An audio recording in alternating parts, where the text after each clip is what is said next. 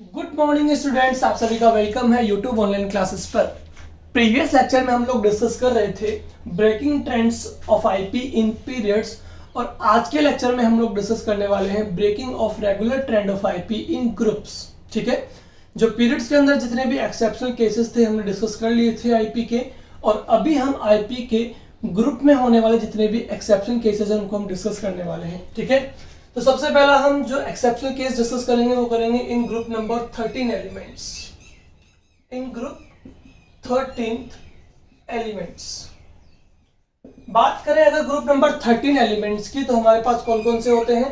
Boron, aluminium, gallium, indium and thallium. ठीक है, ये ग्रुप नंबर 13 एलिमेंट्स है। कोड मैंने आपको लर्न करवाया था बैंगन, आलू, गाजर इन थैला। ठीक है, इस तरह से लर्न होगा आपको ग्रुप नंबर 13 एलिमेंट्स। बात करें अगर हम अकॉर्डिंग टू रेगुलर ट्रेंड की, देखिएगा according to regular trend then order of IP should be, आपका जो आईपी का ऑर्डर है वो कैसा होना चाहिए? आपका आईपी ऑर्डर होना चाहिए boron, aluminium, gallium, indium and thallium. Because we know that कि अकॉर्डिंग टू रेगुलर ट्रेंड आप किसी ग्रुप में अप से डाउन मूव करते हैं तो आपकी आईपी डिक्रीज होती है। दैट्स वाई बोरोन जो है उसकी हाईएस्ट आयनाइजेशन एनर्जी होगी एंड थैलियम की सबसे lowest. Because down the group move करने पर नंबर ऑफ शेल्स इंक्रीज होती है, तो आउटर मोस्ट शेल में प्रेजेंट इलेक्ट्रॉन का न्यूक्लियस से अट्रैक्शन वीक होगा, तो इलेक्ट्रॉन इजेक्ट कर पाना इजी है। ठीक है, that is the order of group number 13 element which is arranged in according to decreasing order of ionization energy if we talk about the arrangement according to the regular trend। ठीक है, but यहाँ पे आपको कुछ exceptional cases देखने को मिलते हैं। वो क्या है, कैसे देखिएगा। सबसे पहले मैं बात करूँ यहाँ पे गैलियम की। ठीक है, तो गैलियम में आपका 3D सीरीज स्टार्ट हो जाता है, दैट इज 3D। ठीक है, और बात करें अगर थैलियम की, यहाँ पे आपका 4F सीरीज स्टार्ट हो जाता है, 4F सबशेल। ठीक है, हम बात करते हैं D और F सबशेल की, तो बात करेंगे कि D एंड F सबशेल में आपका जो शील्डिंग पावर होता है, शील्डिंग पावर वो होता है आपका पुअर। ठीक है, ऑर्डर में आपको बता दूं SPDF, that is the shielding power order. तो यहाँ पे D एंड F सबशेल जो होती है उनकी शील्डिंग पावर पुअर रहेगी। अब देखिए शील्डिंग पावर पुअर होने से क्या इफेक्ट पड़ता है। देखिए अब हम यहाँ पे बात करेंगे रियल, ठीक है, यानी एक्सेप्शनल केसेस की, कि किस तरह से आपका रेगुलर ट्रेंड के अकॉर्डिंग तो ये हो रहा है अरेंजमेंट आपका। ठीक है, और अगर हम इसमें एक्सेप्शनल केसेस अप्लाई करते हैं तो उसके बाद हमारे पास में क्या अरेंजमेंट रहने वाला है आईपी का ग्रुप नंबर 13 के एलिमेंट्स में। तो ऑब्वियसली कि बोरोन जो है वो आपका सबसे हाईएस्ट आईपी का होगा, बिकॉज डाउन द ग्रुप जाने पर, देख लीजिए डाउन द ग्रुप जाने पे आपकी सेल्स इंक्रीज होती है, इसका मतलब बोरोन सबसे नियर बाय होगा न्यूक्लियस के। दैट मींस यहाँ पे बोरोन में जो आउटर मोस्ट शेल में प्रेजेंट इलेक्ट्रॉन है वो हाईली अट्रैक्ट होते हैं टुवर्ड्स न्यूक्लियस, तो इन्हें इजेक्ट करने के लिए आपको high amount of energy required होगा। बट इसके बाद देखिए क्या होगा, इसके बाद आते हैं अपन थैलियम पे। ठीक है, समझ रहे हो, इसके बाद आपके पास में सीधा थैलियम की आईपी हाई होगी। रीजन मैं आपको बता रहा हूं क्या, बिकॉज थैलियम की हम जब बात करते हैं तो इसमें इलेक्ट्रॉन जो है वो आपका एंटर करता है 4F सबशेल में। किसमें? 4F में। और 4F सबशेल जो आपके पास होती है ना, उस सबशेल के अगर बात करें तो सबसे पुअर शील्डिंग इफेक्ट होगा। क्या होगा? Poor shielding effect. क्या होता है मैंने आपको बताया हुआ है कि न्यूक्लियस है, न्यूक्लियस के अराउंड आपके क्या नंबर ऑफ शेल्स हैं। ठीक है, इनमें क्या प्रेजेंट है आपका इलेक्ट्रॉन प्रेजेंट है आउटर मोस्ट शेल में। अब ये आउटर मोस्ट शेल में प्रेजेंट इलेक्ट्रॉन जो है वो न्यूक्लियस की ओर क्या होगा? अट्रैक्ट। बट इसी के साथ इनर शेल में प्रेजेंट इलेक्ट्रॉन जो है वो इस इलेक्ट्रॉन को रिपेल करता है। क्या करता है? रिपेल। ठीक है, तो ये इलेक्ट्रॉन जो आपका इनर शेल में प्रेजेंट है, ये आउटर मोस्ट शेल में प्रेजेंट इलेक्ट्रॉन को न्यूक्लियर अट्रैक्शन फोर्स से प्रोटेक्ट कर रहा है। इसी इफेक्ट को बोलते हैं शील्डिंग इफेक्ट। अब मैं क्या कह रहा हूं यहाँ पे, थैलियम जो है उसका आपकी सबशेल कौन सी है? 4F। F subshell poor shielding effect, very poor shielding effect, सबसे पुअर होता है। तो ये इलेक्ट्रॉन इस इलेक्ट्रॉन को शील्ड नहीं कर पाएगा, प्रोटेक्ट नहीं कर पाएगा। दैट मीन्स क्या हुआ कि इलेक्ट्रॉन जो है ना वो आपका अट्रैक्ट हो जाएगा टुवर्ड्स न्यूक्लियस, वो भी हाईली अट्रैक्ट हो जाएगा। और जब पता है आपको इलेक्ट्रॉन न्यूक्लियस की ओर हाईली अट्रैक्ट होगा तो यहां से इलेक्ट्रॉन को रिमूव करने के लिए high amount of energy required होगा। दैट मीन्स ये हुआ कि शील्डिंग पावर के पुअर होने से इलेक्ट्रॉन जो है उस पर न्यूक्लियर अट्रैक्शन इंक्रीज हो गया और न्यूक्लियर अट्रैक्शन जब इंक्रीज हो जाएगा ना तो यहां से इलेक्ट्रॉन को रिमूव करने के लिए आपको हाई अमाउंट ऑफ एनर्जी की रिक्वायरमेंट होगी। दैट्स व्हाई थैलियम की आईपी बहुत हाई होती है। तो यहां से रिलेशन क्या निकला कि शील्डिंग इफेक्ट जो है ठीक है, जितना होगा पुअर आईपी उतनी हायर होगी। That means inversely proportional to IP. ठीक है, शील्डिंग इफेक्ट जो होगा वो आपका आईपी के इनवर्सली प्रोपोर्शनल है। देखा ना आपने, 4f सब शेल की शील्डिंग पावर काफी पुअर होगी जिससे ये आउटर मोस्ट शेल में प्रेजेंट इलेक्ट्रॉन्स को न्यूक्लियर अट्रैक्शन से शील्ड नहीं कर पाएगा, प्रोटेक्ट नहीं कर पाएगा। That means electron nuclear attraction होगा, यानी इलेक्ट्रॉन जो है वो न्यूक्लियस की ओर अट्रैक्ट होगा। दैट मीन्स इलेक्ट्रॉन को रिमूव करने के लिए अमाउंट ऑफ एनर्जी हाई चाहिए। तो आईपी क्या हुई, इंक्रीज, जब शील्डिंग पावर क्या हुआ, पुअर। समझ रहे हो? तो दैट मीन्स ये inversely proportional to each other है। यहाँ पे क्या देखेंगे, अगर हम सपोज कीजिए शील्डिंग पावर कैसा होता हाई, तो ये इलेक्ट्रॉन इस इलेक्ट्रॉन को शील्ड कर लेता, इसको रिपेल कर देता, रिपेल करता तो न्यूक्लियर अट्रैक्शन वीक होता, तो इलेक्ट्रॉन निकालने के लिए अमाउंट ऑफ एनर्जी लो चाहिए होता। ठीक है, शील्डिंग पावर हाई तो IP decrease. That means both have inversely proportional to each other. ठीक है, तो थैलियम का शील्डिंग पावर बहुत पुअर होने की वजह से थैलियम आपका इन तीनों एलिमेंट से हाई आयनाइजेशन एनर्जी का हो गया है, इसीलिए थैलियम पहले आ रहा है आपका। ठीक है, इसके बाद बात करते हैं 3D। अगर हम 4f के बाद बात करते हैं, देखिए इंडियम भी आपका किस में आएगा, डी सब शेल में आएगा।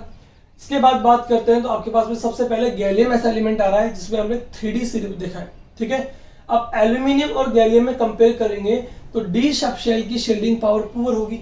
ठीक है, क्योंकि एल्यूमिनियम किस में आता है, पी सब शेल में आता है, पी ब्लॉक में आता है। ठीक है ना, पी सब शेल में आ रहा है, इसका मतलब आपको समझ में आना चाहिए कि आपके पास में यहाँ पे इसका जब इलेक्ट्रॉनिक कॉन्फ़िगरेशन लिखते हैं ना बच्चा अपन, बोरोन का कितना होता है 2s2 2p3, इसका कितना होगा 3s2 3p3, यानी इलेक्ट्रॉन जो है वो भी डी सब शेल में गया ही नहीं है।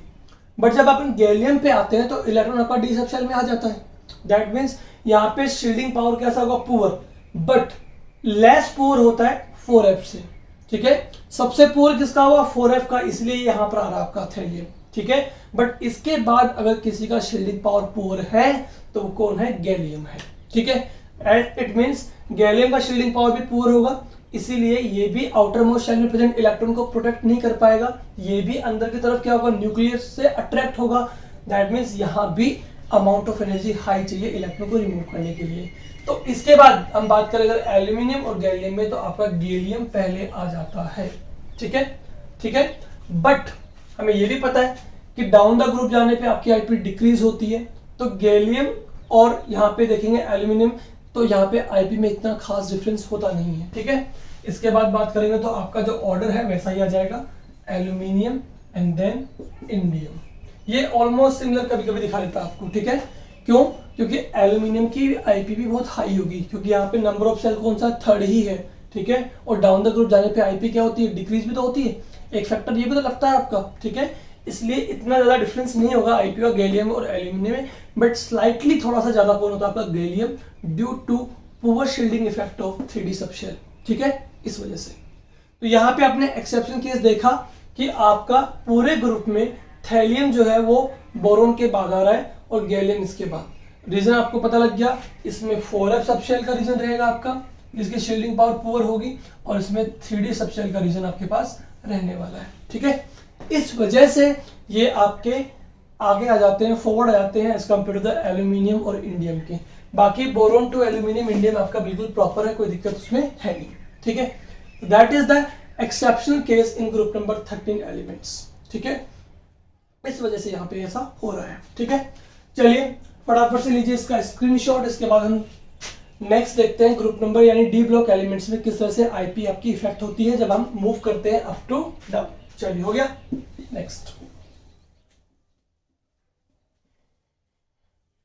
नेक्स्ट एक्सेप्शन केस हम देखने वाले हैं D subshell, D block elements में। डी ब्लॉक एलिमेंट्स या ट्रांजिशन एलिमेंट्स की हम बात यहां पे करेंगे। ठीक है, ट्रांजिशन या डी ब्लॉक एलिमेंट्स की जब हम बात करेंगे तो आपको पता है वहां पे 3 सीरीज आपकी टोटल होती है, that is 3D, 4D and 5D series होती है। ठीक है, अब आपको पता है ये आपका 3D, 4D, 5D जो है वो आपका अप से डाउन है, और जब हम अप से डाउन मूव करते हैं तो आपकी IP जो है वो क्या होती है, डिक्रीज होती है। So according to regular trend हम बात करें, रेगुलर ट्रेंड, तो आपका आंसर क्या होना चाहिए, 3D, 4D and 5D, that is order of ionization energy if we talk about the arrangement of IP in the subshells according to the regular trend. ठीक है, रेगुलर ट्रेंड की बात करेंगे तो 3D, 4D, 5D ये आपका order होने वाला है। But actual order of IP in these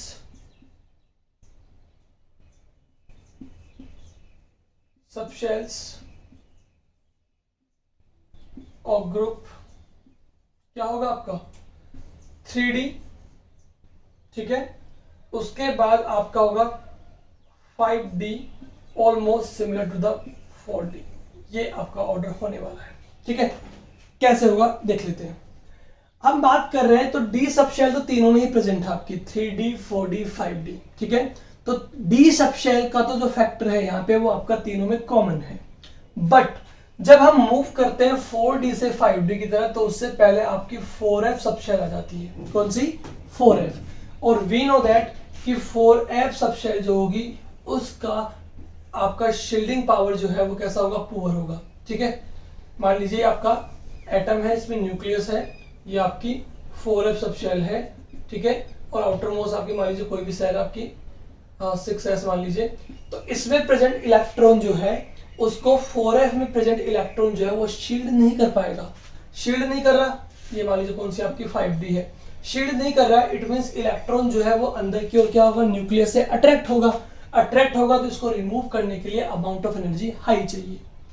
एक तरफ तो हम क्या कह रहे हैं कि अप से डाउन जब हम मूव करते हैं तो IP क्या होती है, डिक्रीज होती है, बिकॉज नंबर ऑफ शेल्स बढ़ रही है। ठीक है, जब नंबर ऑफ शेल बढ़ेगी तो न्यूक्लियस से डिस्टेंस क्या हो रही है, इंक्रीज, डिस्टेंस इंक्रीज होगी तो न्यूक्लियर अट्रैक्शन फोर्स कम हुआ, इलेक्ट्रॉन निकालना आसान है, इजी है। ठीक है, बट नेक्स्ट हम क्या कर रहे हैं, नेक्स्ट फैक्टर यहाँ पे क्या लग रहा है कि जब हम 4D से 5D में मूव करते हैं तो आपको इलेक्ट्रॉन एंटर करना पड़ता है 4F सबशेल में। किसमें, 4F में, और F सबशेल का शील्डिंग पावर क्या होता है, पुअर, दैट मींस ये आउटर मोस्ट इलेक्ट्रॉन को न्यूक्लियर अट्रैक्शन से शील्ड नहीं कर पाएगा, तो ये आपका अंदर की ओर क्या होगा, अट्रैक्ट होगा, तो आपको इलेक्ट्रॉन को रिमूव करने के लिए अमाउंट ऑफ एनर्जी हाई देनी पड़ेगी। दैट मींस अप से डाउन जाने पे 4D से 5D जब हम जा रहे हैं, 3D से 4D 5D में कोई प्रॉब्लम नहीं है, 3D की आपकी IP हाई होगी। ठीक है, बट जब 4D से 5D में जा रहे हैं तो एक फैक्टर कह रहा है आपसे कि आपकी IP डिक्रीज होगी due to increment in number of shells. Second factor कह रहा है due to poor shielding effect of 4F subshell आपका IP इंक्रीज होगा। That means both factor counter balance to each other, यानी 4D2 जब हम move करते हैं 5D, then due to increment of number of shells IP should be decreases। Factor 1 क्या कर रहा है आपसे कि whenever we move up to 4D to 5D then due to increment in number of shells आपका IP क्या होना चाहिए, डिक्रीज। बट फैक्टर नंबर 2 क्या कर रहा है आपसे, due to poor shielding effect of 4F subshells IP should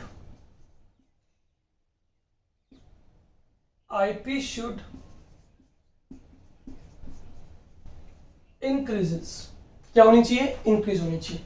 तो फैक्टर 1 आपसे कह रहा है कि नंबर ऑफ शेल्स इंक्रीज होने से IP डिक्रीज होगा। Factor 2 due to poor shielding effect of 4F subshell IP क्या होगा, इंक्रीज होगा। ठीक है, सो बोथ द फैक्टर क्या हो रहा है यहाँ पे, क्या कह रहे हैं, so both factor counter balance to each other.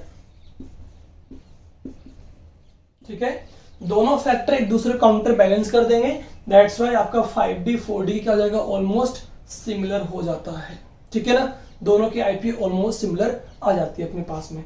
सो एक और एक्सेप्शनल केस हमें देखने को मिलता है डी ब्लॉक एलिमेंट्स में, जब अपन 4D से 5D में मूव करते हैं, आईपी आपकी मोर होनी चाहिए 4D की, लेकिन ये ऑलमोस्ट आपकी सिमिलर हो जाती है। ठीक है, तो ये हमारे दोनों एक्सेप्शनल केसेस जो है वो यहाँ पे कंप्लीट होते हैं, जो आपके एक्सेप्शनल केसेस में है ग्रुप में फॉर आईपी। ठीक है, तो यहाँ पे अपन ने जितने भी एक्सेप्शनल केसेस थे आपके ग्रुप में और पीरियड में, वो यहाँ पे अपने कंप्लीट कर लिए हैं।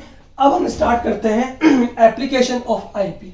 ठीक है, कि आयोनाइजेशन एनर्जी या आईपी की हेल्प से हम किस तरह से कुछ और फिनोमेना को सॉल्व कर पाते हैं, कुछ और प्रोसेस को हम सॉल्व कर पाते हैं, क्या इसके यूजेस हैं, क्या इसकी एप्लीकेशंस है, उसको हम डिस्कस करेंगे वन बाय वन। ठीक है, चलिए फटाफट से लीजिए इसका screenshot. Now next topic is going to be application of ionization energy.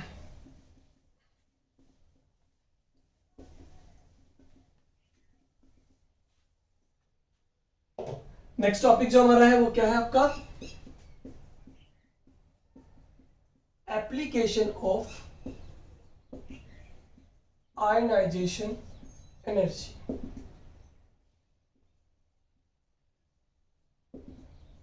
Number 1 क्या होगा आपके पास, मेटालिक कैरेक्टर। देखिएगा, हमें पता है जब भी हम अप टू डाउन मूव करते हैं, कहां, अप टू डाउन, ठीक है, किसी भी ग्रुप में, तो आपका मेटालिक कैरेक्टर जो है वो क्या होता है, इंक्रीज होता है। देखिए क्यों होगा, समझने की कोशिश करते हैं। जब भी हम अप से डाउन मूव करते हैं तो आपकी नंबर ऑफ शेल्स क्या होती हैं, इंक्रीज होती हैं, राइट। ठीक है, जैसे ये कोई एटम है आपके पास में, जैसे जैसे आपकी नंबर ऑफ शेल्स इंक्रीज होती हैं वैसे वैसे इलेक्ट्रॉन का न्यूक्लियस से अट्रैक्शन क्या होगा, वीक होगा। ठीक है, जब न्यूक्लियस का इलेक्ट्रॉन से अट्रैक्शन वीक होगा तो इलेक्ट्रॉन जो है वो यहां से आराम से रिमूव हो जाएगा। ठीक है, यानी हम क्या कह रहे हैं कि जब भी अप से डाउन मूव करते हैं तो आपका नंबर ऑफ शेल्स जो है वो क्या होता है, इंक्रीज होता है। इंक्रीज होगा दैट मीन्स क्या होगा कि इजेक्शन ऑफ इलेक्ट्रॉन जो है वो आपका इंक्रीज हो रहा है। ठीक है, क्यों हुआ, बिकॉज इलेक्ट्रॉन का न्यूक्लियस से अट्रैक्शन फोर्स जो है वो वीक हो रहा है।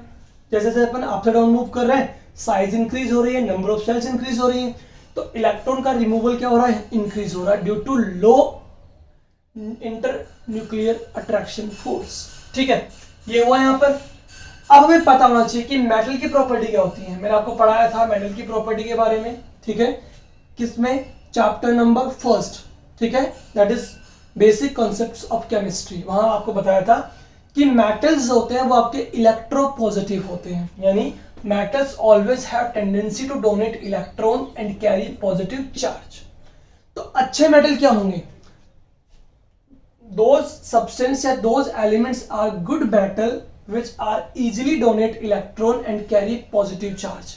जिन मेटल्स का सबसे अच्छा इलेक्ट्रोपॉजिटिव नेचर होगा वो आपकी बेस्ट मेटल्स होंगे आपके पास। ठीक है, तो हमने क्या देखा कि जब अप से डाउन मूव कर रहे हैं तो नंबर ऑफ शेल्स इंक्रीज होने से इलेक्ट्रॉन का इजेक्शन इंक्रीज हो रहा है। दैट मीन्स अप से डाउन जाने पे आपकी इलेक्ट्रॉन रिमूवल टेंडेंसी बढ़ रही है ना, दैट मीन्स यहाँ पे मेटालिक कैरेक्टर क्या हो रहा है, इंक्रीज हो रहा है। ठीक है, तो एक कॉन्सेप्ट पकड़ा हमने कि अप से डाउन जब भी हम मूव करेंगे तो आपका मेटालिक कैरेक्टर क्या हो रहा है, इंक्रीज हो रहा है। ठीक है, वहीं अगर हम सेकंड पार्ट की बात करें, अप से डाउन मूव करने पर क्या हो रहा है, आयनाइजेशन पोटेंशियल क्या होता है, डिक्रीज होता है।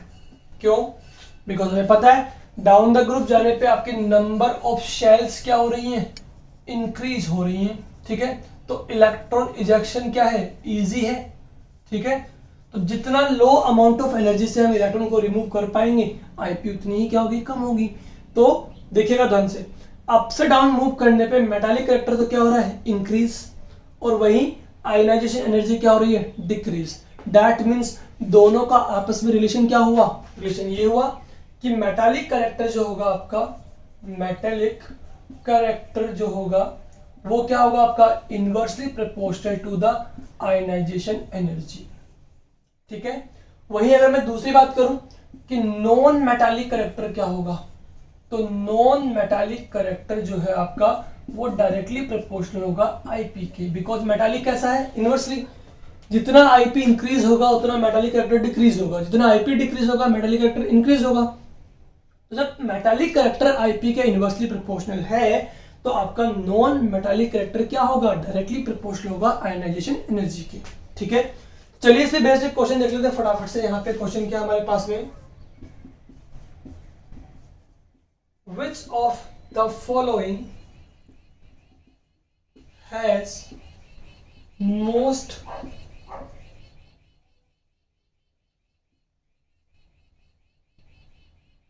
metallic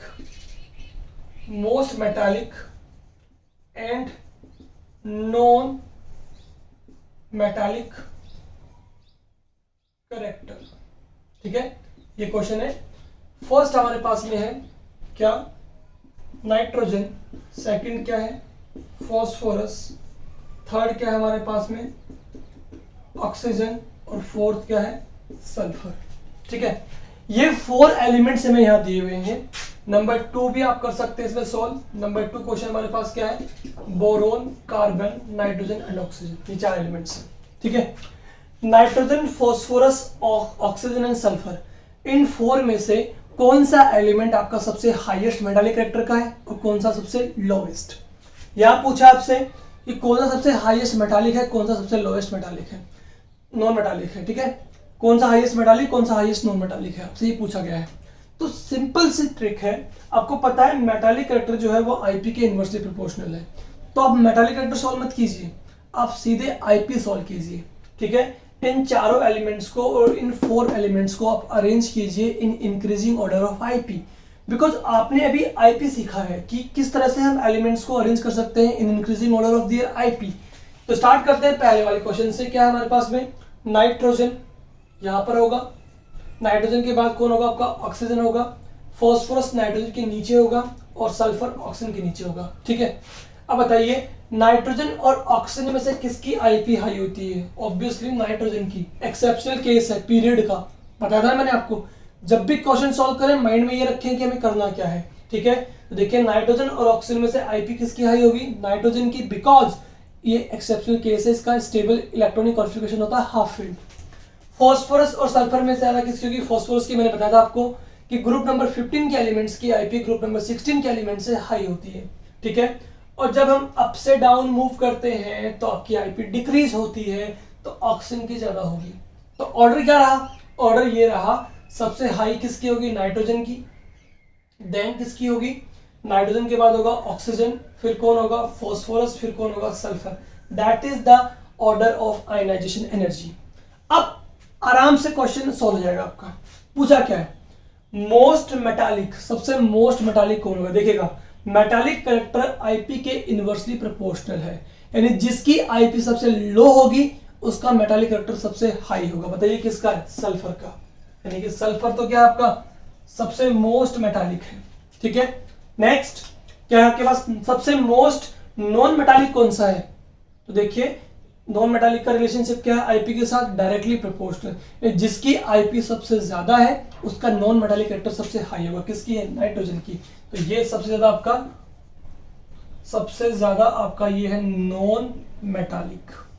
ठीक है, तो आंसर अपने पास आ गया कि मेटालिक कौन होगा आपका सल्फर, और नॉन मेटालिक कौन होगा सबसे ज्यादा आपका नाइट्रोजन। ठीक है, हालांकि चारों एलिमेंट आपके मेटालिक है भी नहीं, नॉन मेटालिक है। ठीक है, बट फिर भी हम कहेंगे कि कंपेयर कर रहे हैं हम यहाँ पर कि कौन ज्यादा मेटालिक है कौन नॉन मेटालिक है। चलिए इसी तरह से हम क्वेश्चन नंबर 2 को भी सॉल्व कर सकते हैं। क्या हमारे पास में क्वेश्चन नंबर 2 में बोरोन, कार्बन, नाइट्रोजन, ऑक्सीजन, हमें पता है हमें इसमें आईपी कैलकुलेट करना है, आईपी निकालना है। तो हमें पता क्या है कि ये ट्रेंड आपका लेफ्ट टू राइट है, और लेफ्ट टू राइट मूव करने पे आईपी क्या होती है आपकी, इंक्रीज होती है।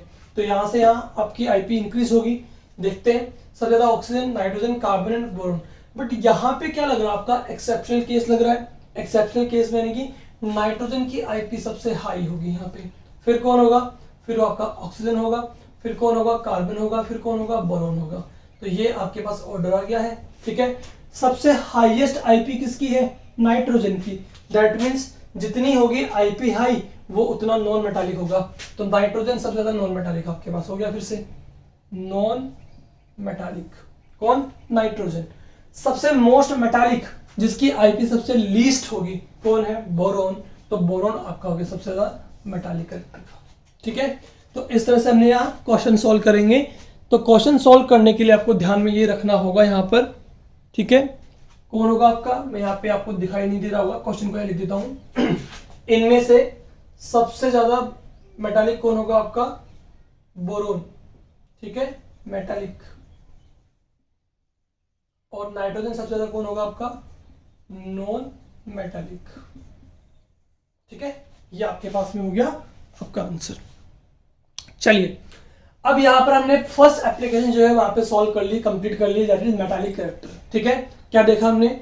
आयनाइजेशन एनर्जी के इनवर्सली प्रोपोर्शनल होगा आपका मेटालिक कैरेक्टर। तो आईपी की हेल्प से हम किसी भी एलिमेंट का metallic and non metallic character को हम कैलकुलेट कर सकते हैं। ठीक है, that is all about our first application, ठीक है, ऑफ आईपी। चलिए फटाफट से लीजिए स्क्रीनशॉट, इसके बाद में हम करते हैं आईपी की सेकंड एप्लीकेशन को स्टार्ट। ठीक है, हो गया। चलिए, सेकंड आईपी की अगर हम बात करेंगे तो वो करेंगे अब रिड्यूसिंग पावर या रिड्यूसिंग नेचर की बात करेंगे। Number 2, reducing nature.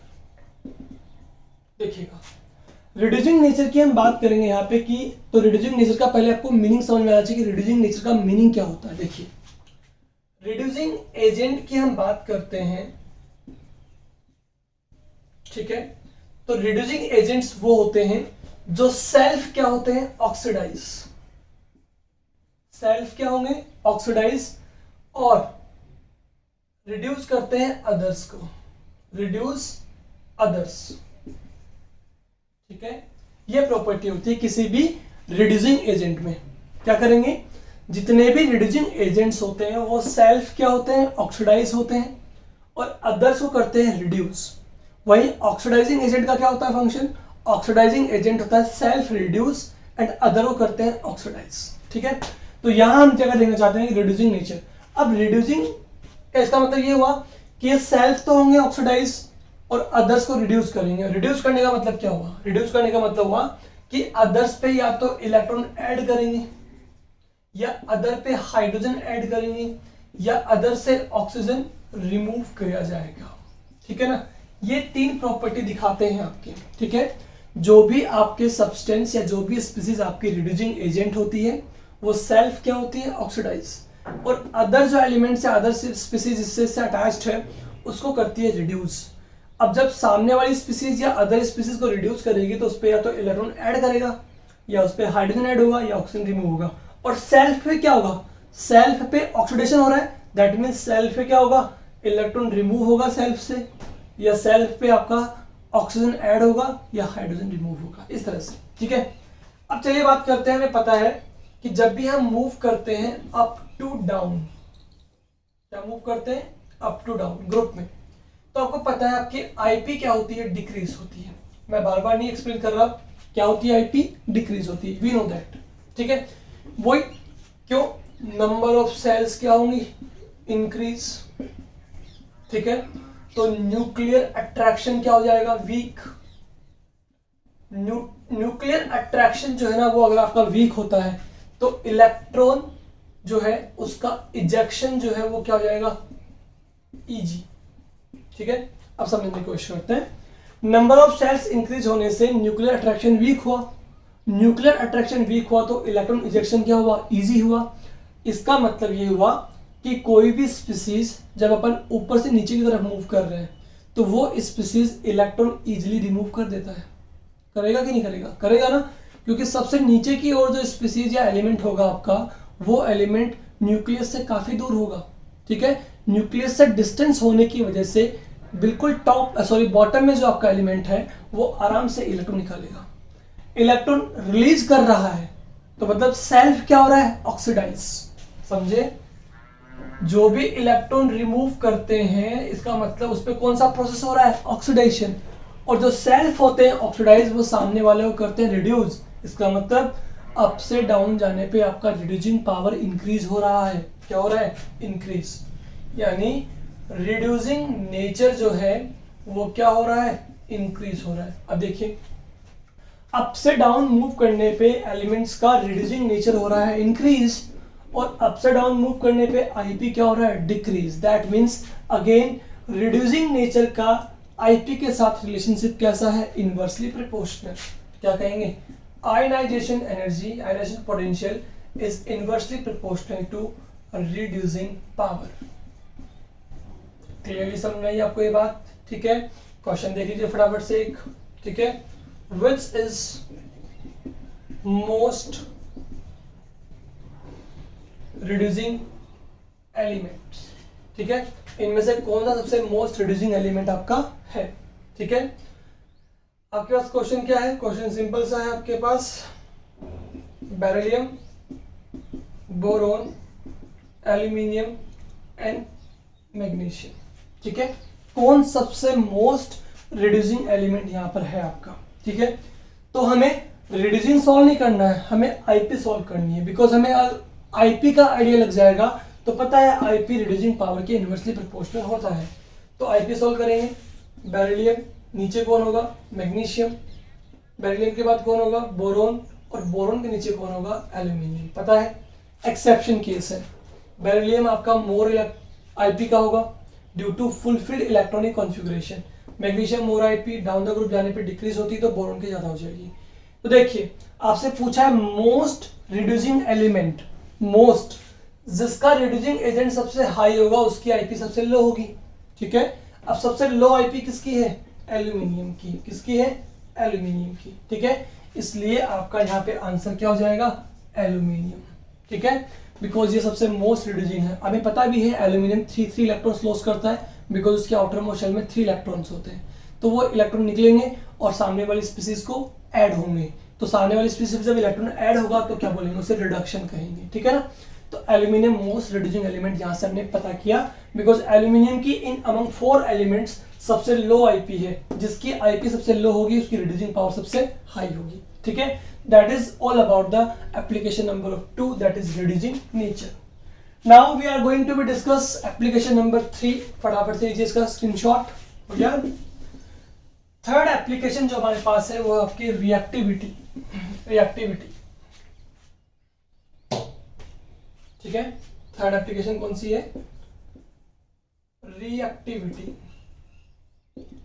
सेम चीज वापस से, जब भी हम अप टू डाउन मूव करते हैं तो आपकी आईपी जो है वो डिक्रीज होती है। ठीक है, again number of shells increase होगा, न्यूक्लियर अट्रैक्शन वीक होगा, इलेक्ट्रॉन इजेक्शन इजी होगा। इट मींस इलेक्ट्रॉन के अंदर एलिमेंट के अंदर इलेक्ट्रॉन रिमूव करने की टेंडेंसी इंक्रीज हो रही है। दैट मींस रिएक्टिविटी क्या हो रही है? इंक्रीज। रिएक्टिविटी क्या होगी? इंक्रीज। अगेन रिलेशनशिप क्या आया कि रिएक्टिविटी आईपी की क्या है? इनवर्सली प्रोपोर्शनल है। ठीक है, तो अगेन हम कहेंगे IP is inversely proportional to reactivity. ठीक है, क्वेश्चन देख लेते हैं फटाफट से एक। Which one is most reactive? कौन सबसे मोस्ट रिएक्टिव होगा? Fluorine, chlorine, bromine and iodine. ठीक है, अगर आप क्वेश्चन देख रहे हैं तो हमें रिलेशनशिप पता है कि रिएक्टिविटी आईपी के इनवर्सली प्रोपोर्शनल है। तो क्या कहेंगे? Fluorine, chlorine, bromine and iodine. ये है आपका ग्रुप। अप से डाउन मूव करने पे आपका आईपी क्या होता है? डिक्रीज। तो देखिए आपका आंसर क्या आ जाएगा? सबसे मोस्ट आईपी किसकी होगी? Fluorine, then chlorine, then bromine, then iodine. इसमें कोई एक्सेप्शनल केस आपका है नहीं। तो सबसे लीस्ट रिएक्टिविटी, सबसे हाई आईपी किसकी है? फ्लोरीन की। और सबसे लो आयनाइजेशन एनर्जी किसकी है? आयोडीन की। जिसकी आईपी होगी सबसे लो, ठीक है, उसकी रिएक्टिविटी होगी सबसे हाई। तो यहाँ पे आयोडीन आपका हो जाएगा आंसर। ठीक है, आयोडीन सबसे मोस्ट रिएक्टिव एलिमेंट या स्पीसीज आपका यहाँ पर है। ठीक है, नेक्स्ट एप्लीकेशन की बात करते हैं, that is number 4, basic strength.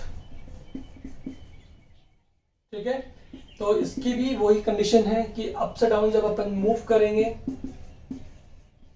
ठीक है, तो आईपी होगी डिक्रीज और बेसिक स्ट्रेंथ जो है वो क्या होगी आपकी?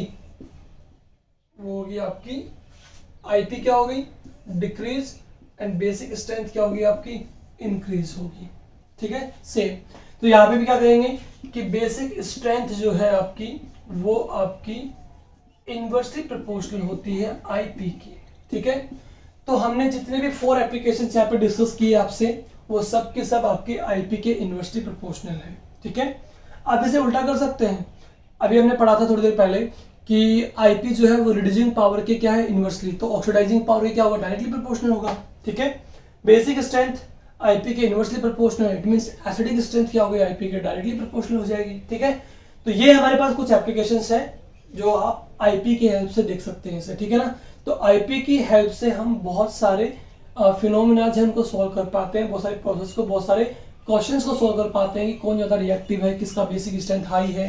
ठीक है, कौन मोर रिड्यूसिंग है, कौन मेटालिक करेक्टर का है, कौन नॉन मेटालिक करेक्टर का, ये सब हम आईपी की हेल्प से कर पाते हैं। That are applications of IP. ठीक है, एक और एप्लीकेशन आपके पास बच जाती है आईपी की, वो भी अभी कंप्लीट कर लेते हैं। ठीक है, वो एप्लीकेशन है आपका stability of oxidation state. Application number 5, stability of oxidation state. ठीक है, इसमें क्या होता है, आपको ये चेक करना होता है कि कोई एलिमेंट आपको गिवन है, उसकी कोई 2 ऑक्सीडेशन स्टेट गिवन है, एक लोअर एक हायर ऑब्वियसली। ठीक है, तो दोनों ऑक्सीडेशन स्टेट में से कौन सी स्टेट आपकी स्टेबल होगी, ये भी हम कैलकुलेट कर पाते हैं with the help of ionization energy. क्या होगा, इसका एक रूल होता है, second IP minus first IP, second IP minus first IP, because हमें पता है सेकेंड आईपी ऑलवेज ग्रेटर होती है फर्स्ट आईपी से।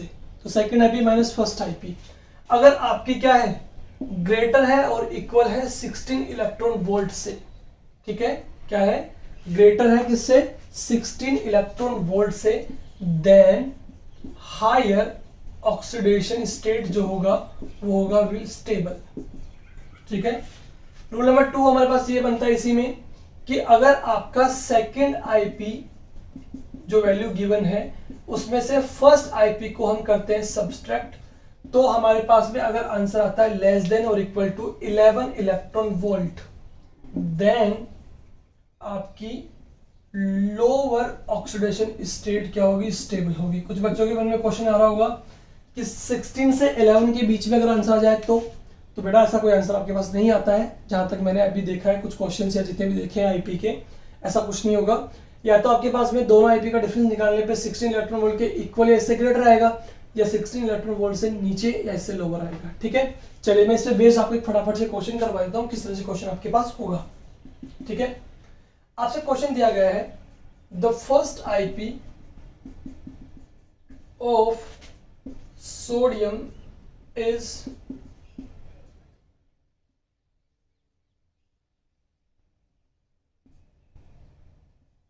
14.2 इलेक्ट्रॉन वोल्ट पर एटम। ठीक है, and second IP of sodium is 42.6 electron volt पर एटम, देन Na प्लस और Na2 प्लस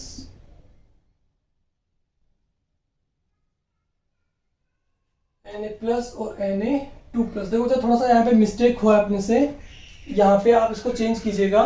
सेकेंड आईपी जब फर्स्ट आईपी में से सब्सट्रैक्ट होता है और आपकी वैल्यू 16 इलेक्ट्रॉन वोल्ट से क्या आती है, ग्रेटर आती है, तो आपका यहाँ पे लोअर ऑक्सीडेशन स्टेट स्टेबल होता है। कौन सा, लोअर। ठीक है, और जब सेकेंड आईपी में से फर्स्ट आईपी को सब्ट्रैक्ट करते हैं और उसकी वैल्यू 11 इलेक्ट्रॉन वोल्ट से क्या होती है, लो, तो यहाँ पर आपकी हायर ऑक्सीडेशन स्टेट क्या होती है, स्टेबल होती है। ठीक है, चलिए अब इसमें बेस्ट क्वेश्चन मैंने आपको यहाँ पे दिया कि फर्स्ट आईपी जो सोडियम की वो कितना होगा, 14.2 इलेक्ट्रॉन वोल्ट पर एटम, एंड सेकंड आईपी जो कितना है आपके पास 42.6 इलेक्ट्रॉन वोल्ट पर एटम।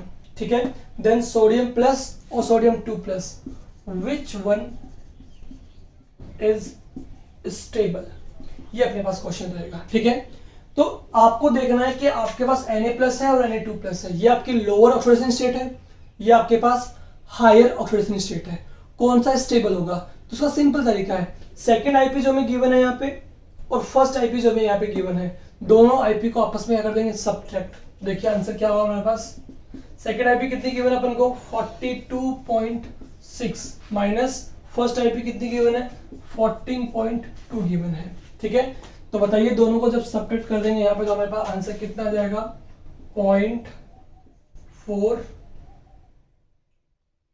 और देखिए 14.28 हो गया, 42 में से आपका 14 गया तो कितना रहा आपके पास में